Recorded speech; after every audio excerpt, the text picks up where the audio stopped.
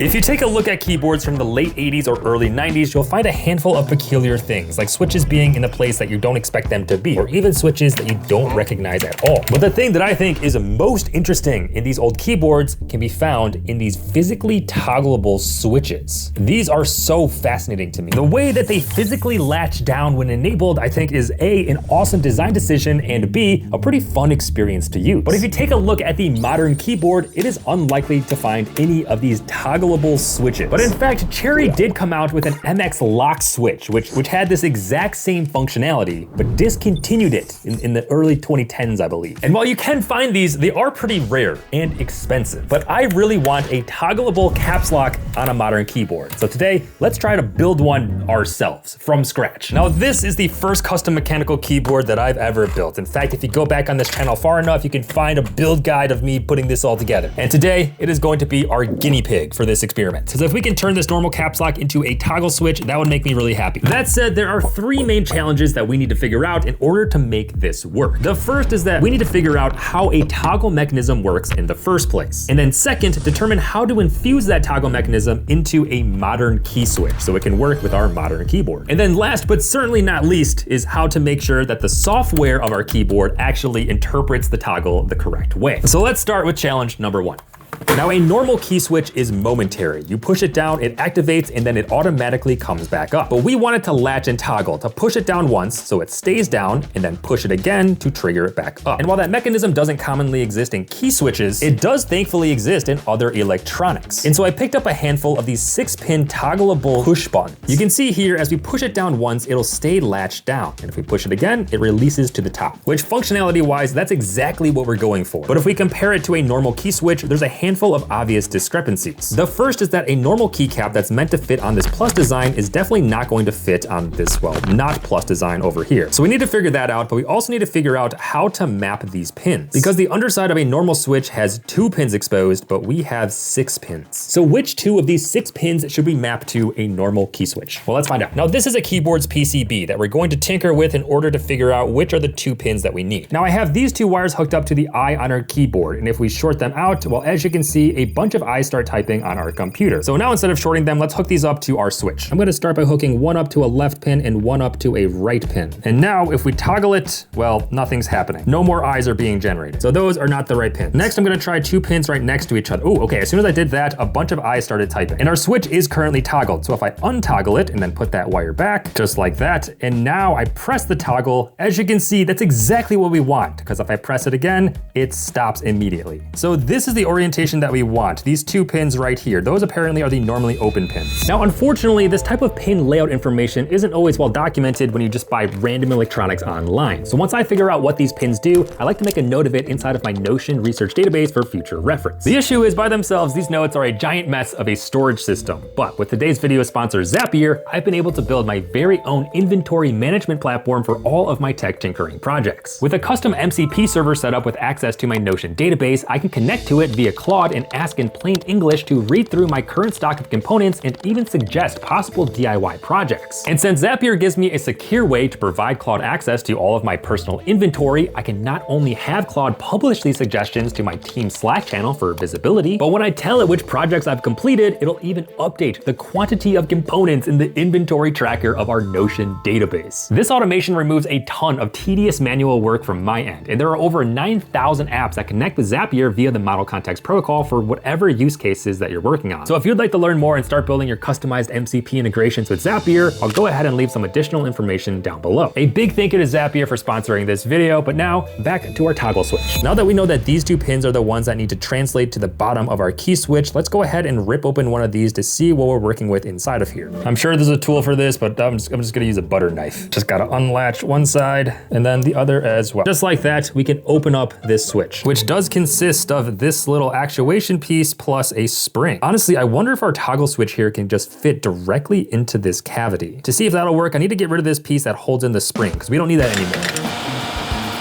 decided just to use my soldering iron and melt away the little bump there, and honestly, that did work surprisingly well. There's almost enough space for this to fit flush. Although I'm thinking about exposing the pins on this side and then finding a way to wire them over here, as opposed to doing that on the inside. I wonder if I could just cut it with scissors. Might be damaging the structural integrity of this, but I think we have to try it. Okay, at this point, the base of our switch is all cleared out. So now if we go ahead and slide this toggle into place, okay, I mean, that's not too bad. Although we do need to make sure this lines up as close to the middle as possible, or else our keycap will look really weird. I also don't know how much of height is an issue here. You know, I am struggling to get this to fit right in the middle of where it needs to go. You can see that this metal piece is the part that actually connects to the pins down here. So I think I'm just gonna pull out those exposed pins, and we're gonna have to find another way to connect this to our keyboard, because these metal brackets are taking up way too much space inside of the chassis. And with them removed, okay, that actually ended up fitting pretty nicely, although I can't tell if this switch is way too high or not. More importantly though, while we do have our exposed pins, they are not in the correct spots. So that's also gonna be a bit of a challenge. But in the meantime, I do wanna start figuring out how exactly to fit a keycap on this, because that's definitely gonna be a challenge as well. Also, does this not fit anymore? Uh-oh.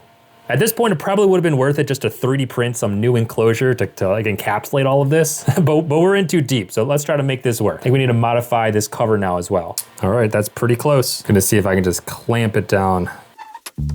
There we go. Oh my gosh. All right, now it is a bit janky, as you can tell, but now we have an encapsulated toggling switch. Oh my gosh. Now if we bring back our actual keyboard real quick and pull off this caps lock keycap, again, we need to figure out how to connect this, which is expecting the plus, to this, which does not have a plus. And the thickness of this switch right here is too thick to just kind of snap into place. So I'm wondering if I could just carve a plus into this little piece right here. Okay, after carving that piece down a little bit, oh my gosh, guys, we might have done it. This is up, this is down.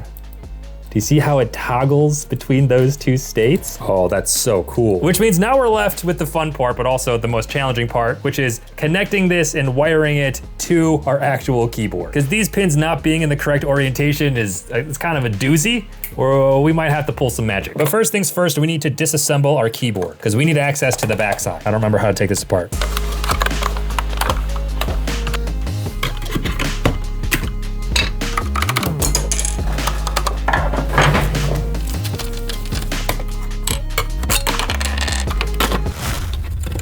Oh, okay, perfect. There we go. PCB exposed. Now the caps lock, which is what I plan on replacing, is this switch right here. So our two pins are gonna have to go into these two slots right here. And since this was a soldered board as opposed to being hot swappable, we need to break out the soldering iron again. We'll move it over here.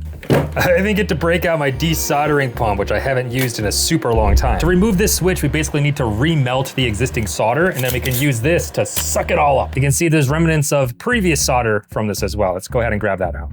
In safety first, when working with solder, let's go ahead and use this fan. We'll go ahead and heat this up, and then we will suck it out. Whoa, nice. And then same for the other one. Perfect. Which means hypothetically, now we should be able to remove this switch, which there is a tool for this as well, but I don't have it. So I'm just gonna use a pair of tweezers instead. Pinch and lift. And there we go. Existing tab key switch removed, which means now we need to add in our custom toggle tab.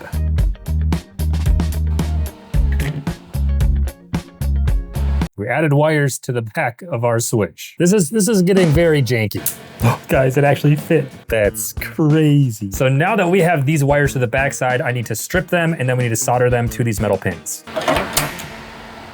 Oh no, I accidentally pulled out the entire wire. Ah, that's a setback. Oh man, okay, we gotta take it apart now. Third time's a charm, right? It's not pretty, but hopefully it gets the job done. Now, a sensible person would probably double check to see if this toggle switch currently works with this existing wiring setup, but let's just go ahead and solder this directly to our keyboard and see if it works in practice. All right. Once again, we have added our toggle tab, and now all we have to do is solder these wires to the metal pads. I feel like I'm definitely gonna short something out. Okay, on paper, that should be all of like the physical hardware hacks that we need to do to get this to work. Okay, the first step is to see if the keyboard even still works. So let's go ahead and plug it into our computer. Okay, that's not a great sign. Uh-oh. USB device not detected. Oh no. Oh my gosh, okay, finally. Okay, so we can type on the keyboard and stuff is showing up. Fantastic. But the real test is what happens if we press our toggled caps lock. It's time for the moment of truth. Press it down. Okay, nothing crashed immediately. But now, if we go ahead and press some buttons, okay, it's not caps anymore. All right, what happened? Now I will say the functionality is a bit janky. Like it doesn't work exactly how you would think, mainly because, well, it's not expecting a toggle switch here. This is where we need to start tinkering with the firmware side of our keyboard because like I said, because it's not expecting a toggle switch here, it's not really sure how to behave. So we need to tell it how to behave with that toggle switch. Now to update the firmware of our keyboard so we can tell it what should happen when a specific key is pressed, I'm gonna use a tool called QMK Configurator. Here I'm gonna select my keyboard, which is the Tada 68, and now this tool lets us drag and drop different functionalities onto our keys. Now there's a lot of options here, but if we go ahead and search for mechanically locking keys, boom, there we go. There's a built-in key functionality for locking our caps lock, which is exactly what we want because we have a mechanically locking key. So now if we drag and drop this functionality over to our caps lock key, now we just need to compile this firmware and then drag and drop it into our keyboard, which means now hopefully it works. Let's find out. You can see our keyboard's blinking, it's loading the firmware, and if we press escape, it should be done. Okay, so now if we go ahead and start typing on our keyboard, you can see it's currently lowercase. But if we toggle in our caps lock, now if we type, it is uppercase. Oh my gosh, which means I think it's actually working. Oh my gosh. That is so cool. So now let's go ahead and quickly reassemble all this together and put a keycap onto our caps lock. Let's make it look pretty now.